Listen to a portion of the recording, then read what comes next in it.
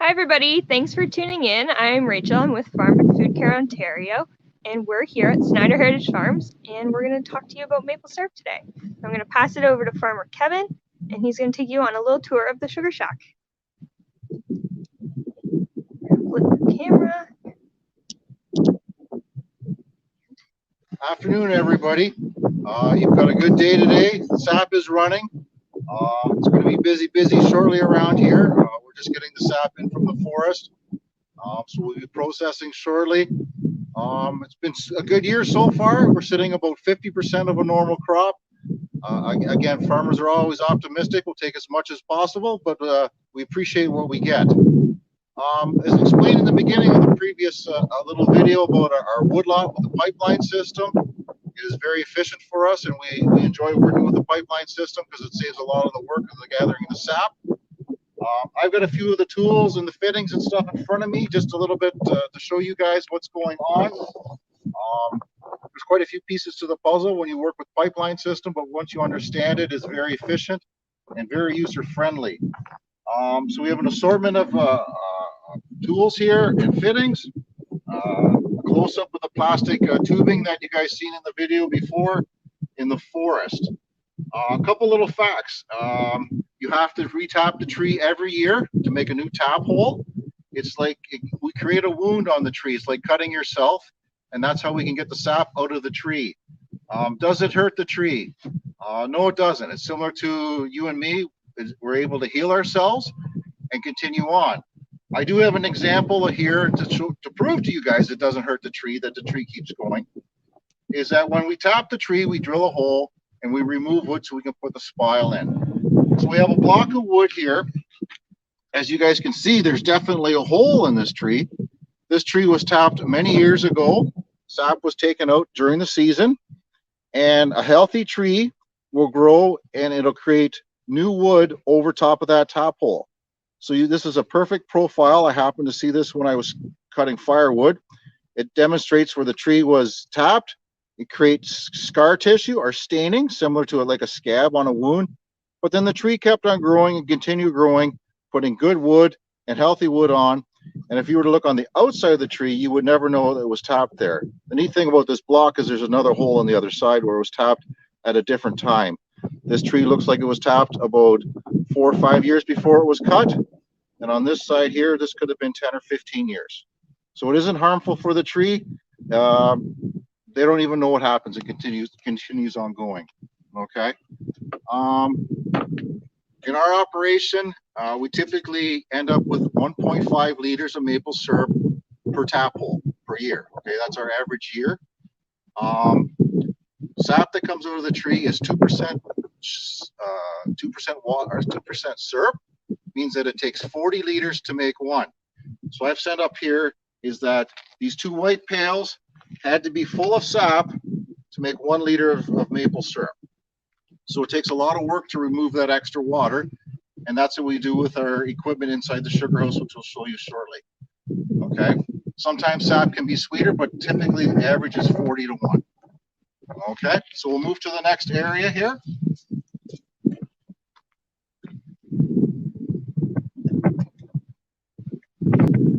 This is our receiving area where we bring the sap in from the forest. We bring it in with a tank from a tractor from the forest, through some pumps into our storage tank.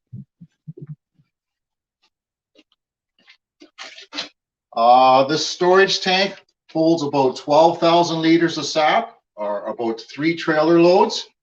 If you guys can look right here. There is sap in storage. You can actually see that it's half full. That'll be turned into maple syrup most likely tomorrow. When that tank is full, when everything is working and our equipment is proper, we can empty that in about 4.5 hours, and that'll make about 250 liters of maple syrup. So there's quite a bit in that tank. I don't want to leave a tap open that it runs away. I always double check my taps to make sure it doesn't run away. So what's in this room is sort of new, but it isn't. This is reverse osmosis. We actually use a filter and a pump to squeeze a lot of the water out of the maple syrup. This technology's been around for 30 or 40 years. It's become more convenient, more modern as things have progressed. I myself have a system that has 2 membranes in it. It's similar to water purification, but we're keeping the sugar and the minerals, and that's what we process in the maple syrup. We actually discard the clean water. The tank behind me is full of clean water. The reason we keep so much clean water is that we use that clean water at the end of the day to clean our membranes and that out. Again, it's huge energy savings. Like I mentioned, is that maple sap from the tree comes at 2%. After we put it through the filters, syrup producers call it squeezing. It's a funny term, but us syrup producers call it squeezing the sap to get the sugar out of it. When it comes out of these membranes, it's approximately 12% sugar, okay? And when it's 12% sugar, it is a 7-to-1 ratio. We've done a lot of the work of removing that water. There's not a whole lot of water left when it's at 7-to-1. It's a lot better than 40-to-1. So super efficient unit. I'm really glad I have one. What's the age of the average trees you're tapping? The average age typically is around 40 to 50 years. Typically you want diameter about 9 to 10 inches, which is about the size of this post. That was a good time for that question because that's about the smallest type of tree you like to tap. As the tree gets bigger, we sometimes put 2 taps on those trees as well. But typically they have to be a certain size before we tap them. Okay. Yeah, I'm super glad we've got the reverse osmosis. It saves a lot of work. If we didn't have this, we need another 3 evaporators to do the same amount of work as before. Okay, there's a picture here. Here's an old membrane. This is an old one. I send them away for testing and cleaning at the end of the season. And when they tested this one, it was actually leaking, which means leaking that it was passing sugar. It was leaking sugar, and I was discarding sugar, and that's something I don't want to do. So I had to buy a new one. Okay, it's a special type of material that allow the water to go through, but not the sugars or the minerals. What is reverse osmosis?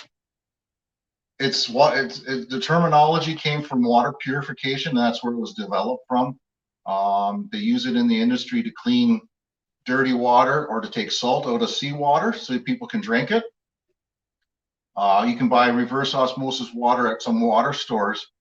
The difference is we actually throw away the clean water because we want to keep the sugars and the minerals on the outside of the filter. Okay, so it's a professional water treatment system is what it is. So, all right, we'll move over into the other area here. This is our production area for the syrup.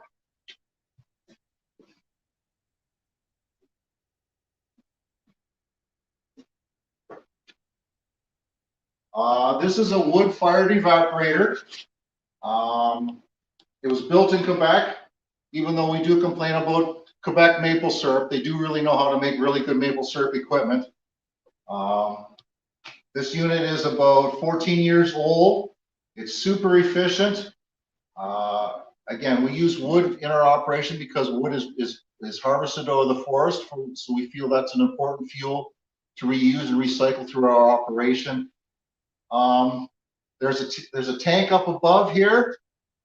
We mentioned that I've taken some of the water out of the maple syrup, and I've reduced it from I've taken it from 2% to 12%, so it's a lot stronger. It comes into the evaporator. There's pipes in the hood that the steam preheats.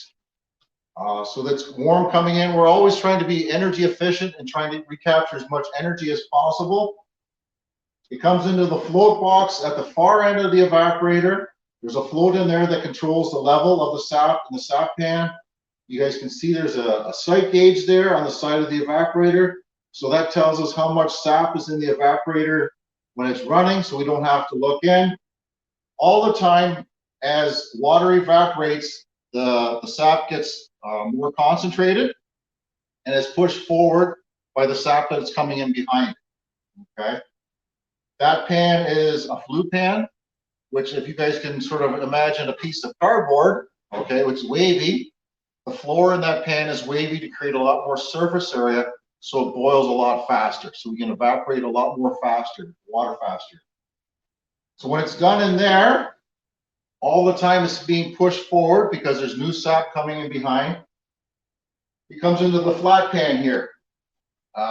This pan has a flat bottom, just like a pot on a stove. There is 6 divisions in here. Okay. As the sap comes in one, it keeps pushing. All the time it's getting thicker. As the water evaporates, the syrup keeps getting thicker and thicker until eventually comes out one of these two taps with the pipes on. The reason there's 2 of these is this pan is reversible. Okay, it's part of our maintenance or cleaning, because by cooking maple syrup is you create a scale like you do in a tea kettle. Okay, and it bakes onto the pan, and we find by reversing the flow of the sap in this pan here, it helps keep it suspended and keeps our pan cleaner. So that's why we have different taps on here. These 2 middle taps are just on for cleaning. So we put water in it and we want to drain that pan. It's a lot easier with those other 2 taps on. So maple syrup, because it's thicker than water, boils at a higher temperature. Okay. I did the conversion because I'm still a Fahrenheit person. I just showed my age there. So in Celsius, water boils at 100 degrees Celsius. Maple syrup is thicker than water, so it boils at 103.8 degrees Celsius. Okay, so that's why we have all these different thermometers around, because that's how we can tell when it's maple syrup and it's thick enough and the right percentage sugar that we take it off the evaporator. So that's why there's some dial thermometers here. Here's an electric one that's connected in to one of our thermometers there. A lot of producers, maple syrup is, yes. How much maple syrup do you produce annually? About 6,000 to 7,000 liters. So it keeps me busy. We fill a lot of barrels. The more, the better. But yeah, we've had some really good days. So, so the thermometers, a lot of producers are done at this stage. And when it's the right thickness and the right temperature, this is where they'll take it off and they'll filter it. In our operation, we use a little finishing stove here. We batch finish. And when I mean batch finish, we typically put in somewhere between 50 and 80 liters of maple syrup. When it gets to the right temperature, which is, I believe, the bottom thermometer here. Just to fool you guys, this isn't maple syrup in here. This is just water in here today. We're cleaning the pans, like I said before. It does smell like maple syrup in here, but this isn't maple syrup cooking. It's just water for it. It looks good and smells good too. So when this gets to be the right temperature, okay, we check that with the thermometer. We also have some other instrumentation that I'll show you in a little bit, how we check it to make sure it's the right percentage or right sugar bricks. And then the advantage we like with this is that we can actually turn the heat off and it doesn't get any thicker. The big wood evaporator will still keep processing or still putting heat to it and still evaporating water, so it could actually get over thick sometimes. So it be a little tricky off of this one here sometimes to finish. Yes. Where are the trees that you get the sap from? We have 2 woodlots. We own one woodlot, and then the other one is my cousin's. They're both about 1 kilometer away from the sugar house. We moved the sugar house up to the farm buildings. For one of the biggest conveniences is hydro, and we don't have to run generators while processing. Okay. So we're sitting here at the finishing pan. the syrup's the right thickness.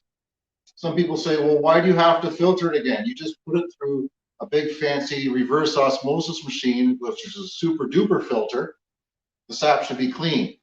Well, part of the cooking process creates mineralization and scale and a few other things from just the general cooking of sap. And that product has to be filtered before it can be sold. So this unit over here is a filter press, okay? And this is where we filter our maple syrup through, okay? So I'll see if I can take this apart, okay? So the maple syrup from the finishing pan is pumped into this cavity here. You guys can see a little hole down in here, okay? So it's pumped into here with sugar sand or the cloudy maple syrup, okay? And then it's forced through this paper cloth, okay? So by forcing it through that cloth into this, okay, so the paper goes on here. And what's sort of neat is all these little channels here go to a wee little bit of a hole here. And that's where the clean maple syrup comes out, okay? So there's an example there on top of the barrel of what comes out of the syrup. We call it sugar sand. It isn't either. It isn't sugar. When you taste it, it tastes like beach sand more than sugar sand. A common question is there a use for that? Not that we know of. It is just discarded and put back out in the fields as fertilizer or something than that. We really haven't found a use for it, but it's something that has to be taken out of the syrup before we can sell it. This filter press with the 7 cavities, okay, so when it gets full, when these get full of the sand and stuff, we have to clean it, but we'll be able to make 4 barrels of maple syrup with that before it has to clean out, which is approximately 600 liters. Okay, yes. What does maple syrup first taste like when it first comes out of the tree? As the season progresses, the flavor changes. It's unique to areas, but each farmer has, as the season progresses, his maple syrup flavor changes. Beginning of the season is a lighter flavor and delicate flavor. Yeah, I'll touch that when we get over to the grading chart. I think that'll explain everything about what it tastes like at the beginning of season. And again, people have preference sometimes depending on what time of year they get it, but also from area to area, different farmers have different flavored maple syrup as well. So after we filter it, we have 2 options with it. Either we put it into big stainless barrels, like you guys have probably seen that. There's a number of these sitting around the sugar house here. I think I filled 18 of them so far. It's a great way to store syrup. When we're super busy, we can't put it into smaller containers, so we put it into larger barrels. And then when we need it, we'll bring it back out. We'll heat it up to a high temperature again, near boiling, and then we'll filter it and repackage it again at that time. Okay. The second option is we've got a packaging room here. This is where we package our maple syrup, and we put it in different sizes containers when we do have time. Again, we like to package all our maple syrup hot. We like to package it at, oh shoot, so I know Fahrenheit, I'm going to say 190 degrees Fahrenheit. So let's just say 90 degrees Celsius. It's a good guess, maybe. It's hot anyways, and part of that is to help sterilize our container as we're putting it into, and it's just a good practice of handling your product. Is the hotter the better when you package it. So we've gone through most of the steps. We've gathered it, we've collected it, we've put it through the reverse osmosis, we've squeezed it, like I'd like to say. We've processed it through the evaporator, we filtered it, we've packaged it. Now we're sitting with the final or the end product. I'm going to explain a few things to you guys about this. This is the new grading chart. Every producer that sells maple syrup has to grade their maple syrup. We've got 4 categories. What's nice with this is that this is uniform throughout North America. We've adopted this about 5 years ago. So it doesn't matter where you go in Canada or the US. You ask for a certain grade, that's what you're going to get. It doesn't change. Explain a little bit about what grades we get in our operation. Again, golden comes at the beginning of the season. The trees are just waking up from their winter rest. Typically, you have a delicate flavor and a real light syrup. Some people like that. That always works out to only about 15% of our crop. So it's not a huge percentage of a crop, but it's still a percentage of our crop.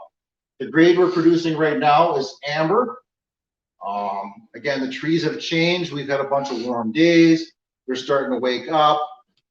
Sap's flowing a little bit. So that ends up being about 70% of our crop is the amber grade. It's a good overall syrup. Most people, when they buy maple syrup, it's going to be amber. And then the last one is dark or robust, which is a stronger flavor. I don't talk about very dark very much because we don't make very much of that here. Some operations do. But the dark is about 15% as well of our crop to get our total. Yes? What sap can you use for syrup besides maple? There's a couple different trees.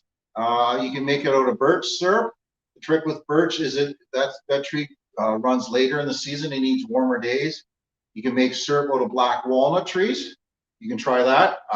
There's some people have experimented with that. It tastes like butterscotch. I've been meaning to, but I always seem to be quite busy the same time a year with the maple syrup, so I don't get around to tapping very many black walnut trees. But any maple tree you can make syrup from. There's actually a group out on Vancouver Island in British Columbia that are making maple syrup from the big leaf maple out there. So there's a small industry starting out in actually British Columbia to make maple syrup. So then your dark syrup is produced at the end of the season, just before the trees I call it wake up, or when they put a bud out, then they create an off-flavored syrup, which isn't good to consume. It's a really strong syrup. Some people enjoy it. Typically, it's used for cooking, and when you want to make a recipe that adds syrup to it that you get the flavor to, that's where the dark syrup comes in play there. So a little bit of instrument. I'll just bring this down here. I talked about this a little before. To check the density of the maple syrup, we use a refract temperature. But when the syrup's cold, this is a refractometer. All you have to do is put a drop or two on there, and by looking through, you'll be able to see there's lines there that'll actually give you how thick the syrup is. Maple syrup has to be 66% sugar to be able to sell it. In our operation, we like to go a little thicker. We like to try to aim for 67, just to give it a little thicker maple syrup. It's better on the pancakes, we believe. So that's how we do it. The other instrument is something new we got this year. This is a hydrotherm. Okay, this is a fancy one. I just picked this up the other day. So I can't explain 100% how it works, but it's a combination of this. You fill this with hot syrup. This says a temperature, and if this temperature number matches the one on here on the level, it's maple syrup. See, so I'm still learning, just like everybody else. There's a new tool. So everybody says that's the one to use to make sure that the sugar content is right. I've got it. I haven't used it yet, but it's on my list to do. Okay. And then this other little gizmo is something new. This is how we check the color, okay, for the grade. As you guys can see here, different colors. Okay. Each of these grades has a number. Range that they have to be between to fall into this category. So this unit here will actually give you a number by putting a sample. This is a calibration. We put this in to calibrate our tool. Let's see if it actually works. It may not work today. It doesn't like the cold, just like a lot of people. They don't like the cold either. Okay. So there we do our test. So now it's calibrated. So we take this little guy here. We go in here. 69. Okay. So to be golden maple syrup, it has to be 75 or higher. Okay. So by taking the sample here, we have a 68.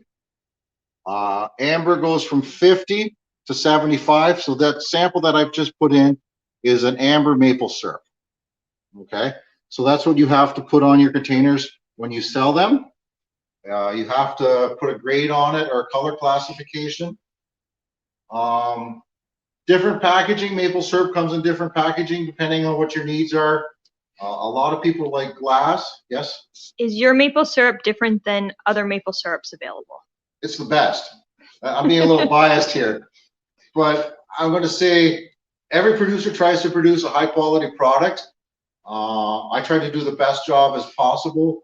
And I think what's sort of neat about maple syrup is from area to area, the flavors do change. Even though I was saying the flavor changes in my own operation, from region to region to region, syrup changes as well. So when you become a connoisseur of maple syrup and want different flavors, you can travel around different parts of the province. But Southern Ontario is known for its good flavored maple syrup. I sort of contribute that to our good soil types that we have here. We have some really good soil. Again, we can grow some really good crops, but these trees are growing on that same topsoil. So I believe we do produce really good maple syrup in Ontario. What's your favorite part about making maple syrup? The whole season. I've always done it for my whole life. There's neat things about it is that there's a definitely beginning and a definite end of the season. Okay, it's between a 4 and 5 week season. It's enjoyable because it's something Mother Nature gives to you, and basically all you have to do is remove the water from the product that you get from the tree. And it's a local sugar, it's a healthy sugar. And then the other neat thing is being part of a group of syrup producers, and the information, we're not trying to compete against each other. We work with each other trying to make the best product possible.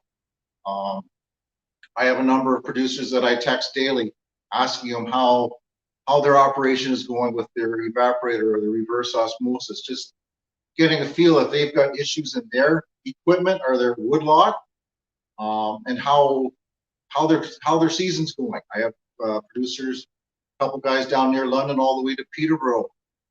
I have a feeling I know how their crops are going because we share messages back and forth with technology, and it's awesome. So there's many reasons why I like it, right? So I don't know if I did it all year round, if I'd be as passionate for it, but just those few short weeks in the spring is important to me.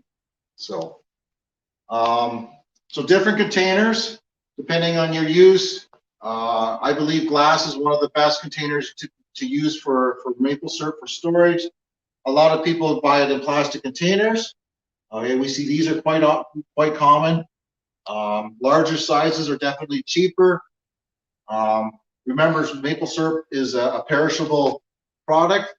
So once it's open, it should be put in the refrigerator or freezer. Some people like buying it in bigger jugs. Again, this definitely is recommended to go in a refrigerator or freezer to protect it. If you really like it, we can buy a barrel. I can sell you a barrel of maple syrup. I'm not sure how you'd lift it, but we can sell you a stainless steel barrel. That's large volume. And something a little different too, that's not maybe quite as well known as other maple products. I think everybody remembers the little maple candy leaves. Those are very common. There's taffy. Something we do here is we make a granulated sugar. Right? It looks like brown sugar. What we've done with this is we've actually taken all the water out of maple syrup, and as it cools from the cooking process, we stir it, and it looks like brown sugar. Again, it's a different product than the plain maple syrup, and then maple candy floss as well. There's more and more people starting to do that. If you like candy floss, we actually can make this candy floss using this sugar, right? So it's just little neat things. I could spend hours and hours talking about maple. That's just who I am. But I think we've pretty well ran through everything. Yes. What stores do you sell your maple syrup at? We're in a couple health food stores in Kitchener-Waterloo area, and then we've got a on-farm store that we sell our product to as well. So again, I'm a member, I'm part of OMSPA, which is the Ontario Maple Syrup Producers Association. We represent close to 600 members across the province.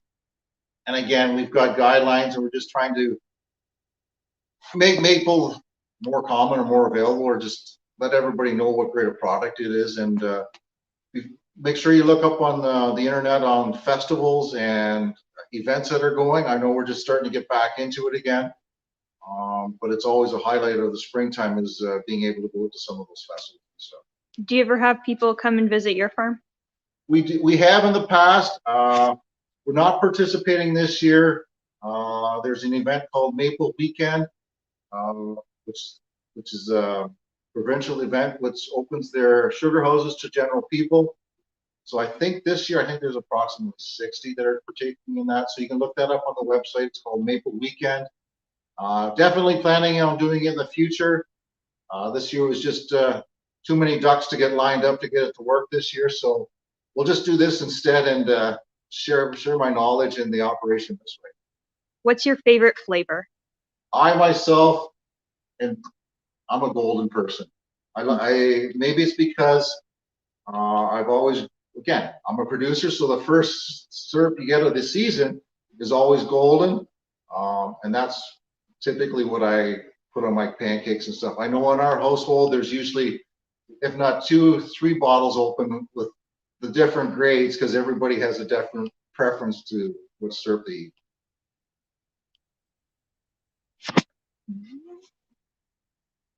Do you have any other questions for Kevin coming in?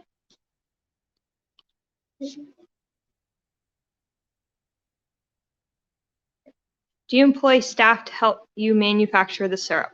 On our operation, no, it's a family operation. My father's still quite active in this, and my kids are as well. So the size of our operation here, minimum 2 of us working, and it can be up to a maximum of 5 of us working, depending on if we're tapping trees or if we're filling a lot of packages and that. But it's a family operation, and the biggest thing was the pipeline has made it more efficient because we don't have to physically gather all those pails that comes to a big tank. And do you have anything else you want to share before we wrap up? Other than enjoy local maple syrup, again, it's one of the few local sugars other than honey. And again, I see with the honey guys is the bees do all the work and the beekeepers just steal it from them. But so I say maple producers work hard to produce a good quality maple syrup. But yeah, just look out and find a local producer. Give it a try. Don't be afraid to try different producers because the flavors do change from producer to producer and operation to operation. So, okay. Thanks, everybody.